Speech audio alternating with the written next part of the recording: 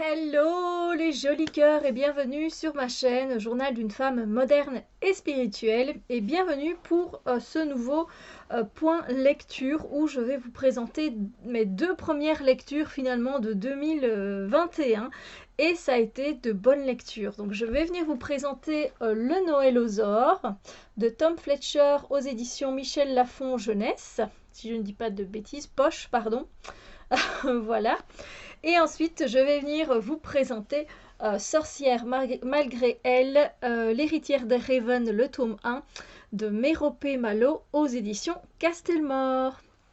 Alors, j'ai commencé mon année par le Noël aux ors qui était dans ma pile à lire d'hiver.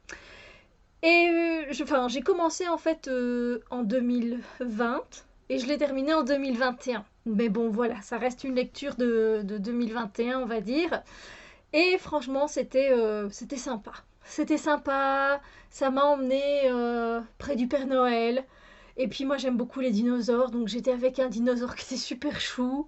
Euh, et voilà, je vais vous expliquer d'abord donc pourquoi je l'ai mis dans ma pile à lire. Parce que tout ce que je viens de vous dire finalement, parce que le Père Noël, parce que un dinosaure, voilà, je veux dire les deux ensemble, j'avais envie de savoir ce qu'il allait en être. Et je vous avoue que c'était une lecture vraiment sympa. Alors, qu'est-ce que ça raconte? Pour le résumer, on se retrouve en fait au tout début de l'histoire où on voit les elfes du Père Noël. Enfin, on imagine hein, évidemment que les elfes sont en train de semer des graines dans des grands champs qui deviendront ensuite des cadeaux pour les enfants pour le jour de Noël. Pour les apporter le réveillon évidemment, parce qu'ils travaillent avec le Père Noël. Euh, et en fait, à un moment donné, en creusant la terre, parce ils vont bien loin dans la terre, ils vont carrément trouver un œuf qui est entouré de glace. Et donc, ils vont ramener cet œuf au Père Noël. Et ils disent, bah, qu'est-ce qu'on fait maintenant, Père Noël, avec cet œuf? Et du coup, le Père Noël il dit, je ne sais pas, qu'est-ce qu'on va pouvoir bien faire? Et ben déjà, il faut retirer la glace qu'il y a tout autour. Donc, il fait, ben, je crois que Père Noël, vous allez devoir vous asseoir dessus pour réchauffer l'œuf pour qu'il éclose. Voilà, donc pour qu'il éclose.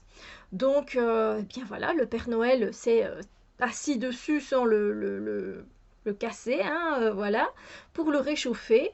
Et après quelques jours, je pense, l'œuf a éclos et il y a un dinosaure qui a pointé le bout de son nez.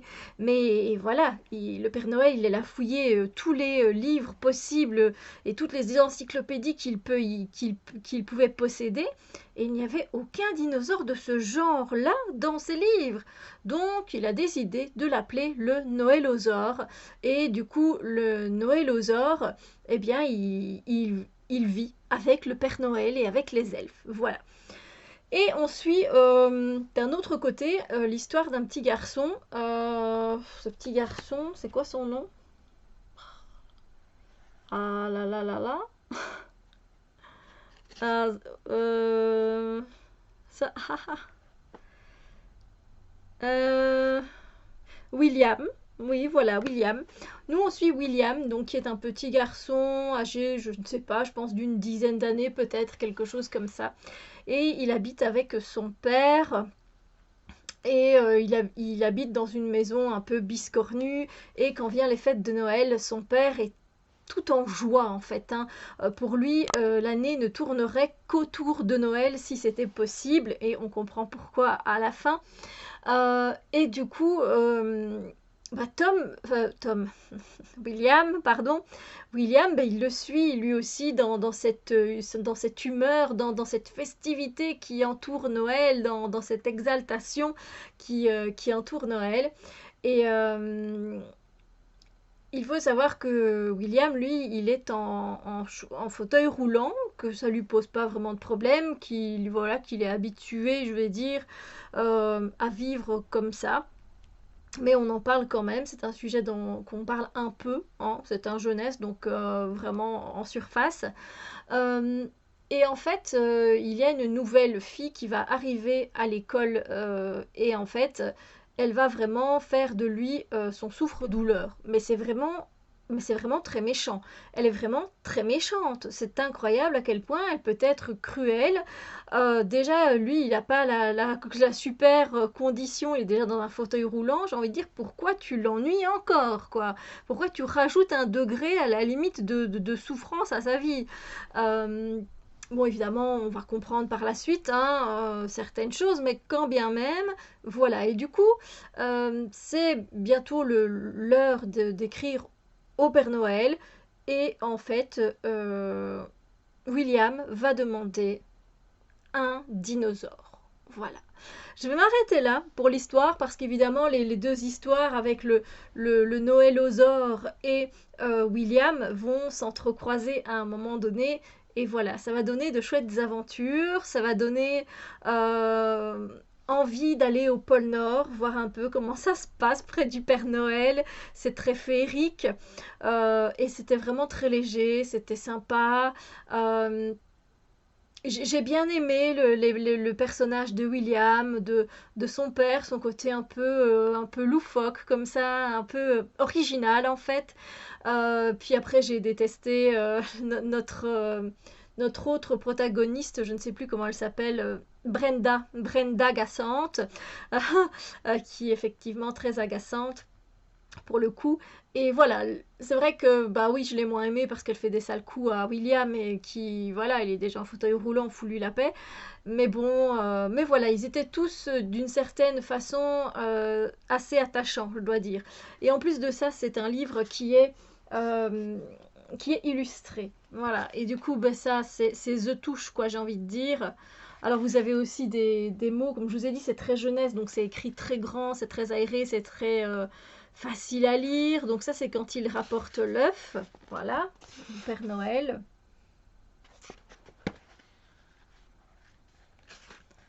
Voilà, on a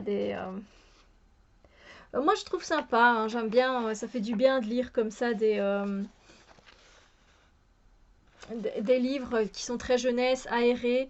Et puis surtout, il y avait des paroles qui étaient très très belles en fait. Je vais vous lire à un moment donné en fait, si vous voulez. Euh, en fait, William, il se retrouve au pôle Nord, voilà. Hein, vous verrez bien comment. Et puis en fait, le Père Noël, il lui dit ceci. Il lui dit, attendez, voilà, il dit, attendez, il faut que je retrouve quand même. Il dit, ben, je ne suis qu'un garçon. Et il dit, simplement un garçon. Et puis ben, le Père Noël, en fait, il se met à rire, à rire, à rire. Et puis il dit oh, ben, Père Noël, dites-moi ce qui est si drôle. Je ne m'en souviens même plus parce que lui aussi il riait, mais il fait. Et le Père Noël lui dit j'ai ri parce que tu as dit que tu étais simplement un garçon, répondit le Père Noël. Que cette phrase amusait encore. Mais c'est ce que je suis. Je suis simplement un garçon. Mon cher petit, tu as perdu la tête, une telle chose est impossible. Personne ne peut être simplement un garçon. William n'y comprenait rien. Permets-moi de t'expliquer pourquoi, poursuivit le Père Noël. Nous avons toutes sortes de créatures merveilleusement magiques ici, vois-tu. Des rennes volants, des bonhommes de neige qui font du patinage sur glace, des fées des forêts, et bien d'autres. Mais il existe quelque chose dont nous sommes dépourvus, nous qui sommes les créatures les plus magiques du monde entier. William n'avait pas la moindre idée de ce que cela pouvait être. Ce sont les enfants, conclut le Père Noël en souriant. Les enfants répéta William. Les enfants n'ont rien de magique. Je suis un enfant et je ne suis pas du tout une créature magique. Les elfes gloussèrent. Le Père Noël afficha un sourire entendu. Oh, mais si, insista-t-il. Tu es un être magique, je te le garantis. Mais tu ne le sais pas. Tu peux créer des mondes impossibles dans ton imagination. C'est ça, la magie. Tu vois ce qu'il y a de mieux dans les gens, dans le monde, dans la vie. C'est ça, la magie. Tu as conscience de l'importance de faire des bêtises, de s'amuser, de rire et de jouer, ce que les adultes ont oublié. C'est ça, la magie. Mais surtout, tu crois à l'impossible sans le moindre doute, sans avoir besoin de preuves, sans hésitation. C'est ça, la magie. J'ai trouvé ça mais tellement beau, et il y a comme ça deux, trois choses qui parlent de la magie et de ce que ça peut signifier, et c'est pour moi tellement vrai. Voilà, c'était vraiment, je vous le conseille, pour moi je lui ai mis la note de 4 sur 5 parce que c'était une très bonne lecture. Ensuite, j'ai continué avec Sorcière malgré elle, l'héritière des Raven, le tome 1 de Méropé Malo aux éditions Castelmore. Et ça, c'est vraiment dans la grande version. Sachez que c'est une trilogie et que les 3 livres sont sortis en format poche. J'ai d'ailleurs le 2e en ma possession en format poche, et je vais me commander le 3e parce que j'ai été satisfaite de ma lecture. Pourquoi je l'ai mis dans ma palle? Parce que ça parle de sorcière. Il ne me fallait pas plus. Moi, j'aime beaucoup tout ce qui tourne autour de la magie, de la sorcellerie. Donc voilà, j'avais envie de savoir. Ça faisait longtemps aussi qu'il était dans ma bibliothèque, et voilà, il fallait que je le sorte. Et pour moi, ça a été une réussite. C'est également un 4 sur 5, une très bonne lecture. Alors, pour le résumer, ici on va se retrouver avec Assia, qui est une jeune fille de 19 ans qui vient de terminer ses études. Et en fait, elle retourne chez elle, là où elle a vécu quand elle était petite, mais elle a très peu de souvenirs de là où elle a vécu. Apparemment, c'est une grande demeure hein, quand elle arrive devant, et c'est la maison où elle a vécu avec sa tante et avec sa mère. Lorsqu'elle arrive dans cette demeure, il y a un ami de la famille qui est en même temps le concierge, on va dire, de cette demeure. Il l'accueille et il lui dit il lui apprend la mauvaise nouvelle que sa tante et sa mère sont décédées 8 ans auparavant. Donc en fait, juste après ou juste avant, je ne sais pas trop, quand elles l'ont mis en pensionnat pour faire ses études en fait dans une école prestigieuse, hein, attention. Donc ben voilà, déjà elle se retrouve avec une mauvaise nouvelle à gérer, et l'ami en question, Henri, il est assez âgé, hein, évidemment, c'est un adulte, enfin elle aussi c'est une adulte, mais bon, qui sort de l'adolescence, hein, c'est pas le même. Et il lui dit que voilà, c'est sa demeure et qu'elle peut y vivre. Alors c'est bien beau tout ça, mais elle n'a pas une pette de thunes, hein, elle n'a pas d'argent. Et elle se dit, mais comment je vais faire pour survivre, pour manger, etc. Et donc Henri lui laisse en fait un peu d'argent pour qu'elle se débrouille un peu la première semaine, mais va falloir qu'elle trouve un emploi. Le truc, c'est que elle pense à vendre la maison. Donc, elle va aller rencontrer un agent immobilier. Enfin non, elle va tomber en fait, elle va tomber dessus en fait, hein, en sortant de chez elle. Et le gars, il s'appelle Alec, et Alec lui dit que c'est un agent immobilier qui a justement un client qui est intéressé par sa demeure. Et du coup, elle dit, ah, mais moi, j'ai bien envie de la vendre. Qu'est-ce que je vais faire de cette demeure? Et après, elle se renseigne auprès d'Henri. Et Henri lui dit qu'elle ne peut pas vendre la maison parce que c'est une maison qui se transmet de génération en génération, de mère en fille, etc. Bon, ben voilà, ça l'arrange pas. Elle se dit, ben, peut-être que je pourrais la louer. Je pense que là non plus, ça se fait pas vraiment. Et du coup, ben, elle se met à la recherche d'un emploi. Et elle va aller travailler dans un salon de thé. Dans ce salon de thé, il n'y a pas grand monde, hein, mais bon, ça lui fait quand même une paye et ça lui fait de quoi manger, et de voir un petit peu qu'est-ce qu'elle va faire hein, de sa vie, si elle va rester là ou pas. Et un beau jour va s'amener une femme d'un certain âge aussi, qui connaît Henri, et qui était une amie proche de sa mère et de sa tante. Et elle va lui expliquer avec une autre amie, Hélène, qui est aussi, elle travaille dans un magasin bio, en fait, où il y a beaucoup de plantes, etc. Elles vont lui expliquer, en fait, qu'elle est une sorcière. Voilà, et qu'elle vient d'une longue lignée de sorcières, et qu'elle a sûrement des pouvoirs magiques. Donc du coup, Assia Elle reste assez estomaquée, voilà, mais j'ai pas de pouvoir magique, hein, moi. Il n'y a rien du tout qui se passe en moi. Voilà quoi, et les jours qui suivent, elle continue à penser à tout ça, elle essaye de faire déplacer des objets, ça fonctionne pas, et voilà. Je vais m'arrêter là pour le résumé, parce que voilà, c'est juste dans le début du livre. Sachez qu'au début, j'ai eu du mal, parce qu'on était principalement axé sur le personnage d'Asia, et Asia n'est pas le personnage que je préfère. Voilà. De tous, je préfère en fait Alec, que l'on apprend à connaître au fil des pages, ainsi que Henri, Hélène et Constance, qui sont les personnages, on va dire quand même, principaux de l'histoire, qui apparaissent souvent. Et je les ai fortement, tellement plus appréciés qu'Asia. Alors j'ai dû me rappeler plein de fois qu'Asia avait 19 ans, qu'elle sortait de l'adolescence et que donc elle pouvait avoir des comportements comme elle l'avait. Voilà, j'ai dû me mettre dans la tête, Steph, elle a 19 ans, parce qu'elle se comporte comme une gamine. Et ça m'a agacée. Et j'ai levé les yeux au ciel. Et j'avais envie de la claquer au mur, de temps en temps. Hein, de la secouer comme un prunier.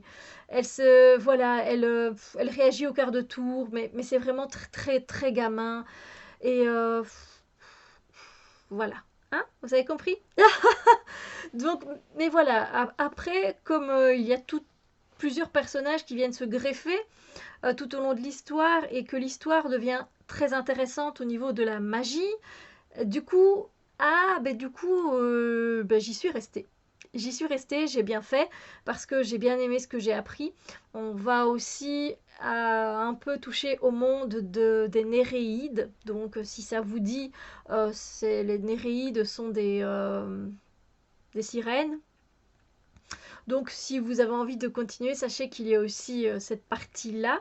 On va parler d'artefacts maléfiques. Donc, là aussi, si ça vous tente, n'hésitez pas. On parle d'un grimoire. Donc voilà.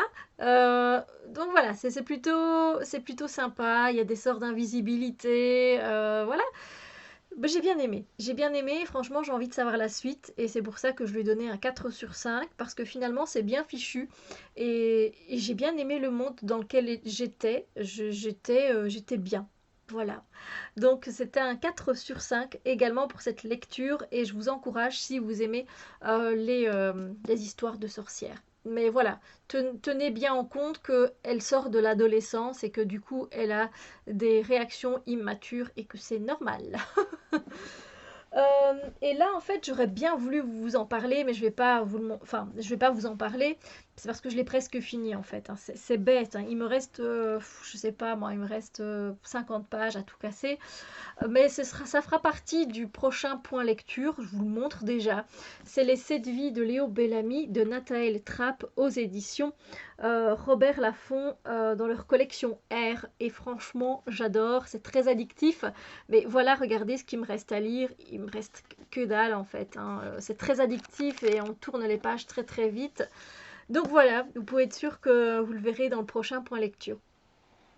Voilà, sur ce, je suis contente parce que voilà, c'est déjà quand même finalement presque 3 livres que j'ai lus de ma pile à lire d'hiver, j'avance. Et ensuite, après ça, je m'attaque au tome 4 de La Passe Miroir, qui est le dernier tome.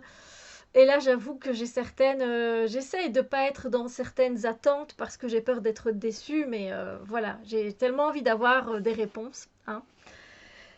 Du coup, sur ce, je vous laisse. J'espère que ce point lecture vous a donné des idées de lecture, que ce soit jeunesse ou de magie, voilà. N'hésitez pas à me mettre en commentaire les livres que vous lisez ou le livre que vous lisez pour le moment ou un livre qui vous intéresse en particulier. Sur ce, moi, je vous envoie plein de bisous lumière et je vous dis à très bientôt pour d'autres vidéos. Bye bye!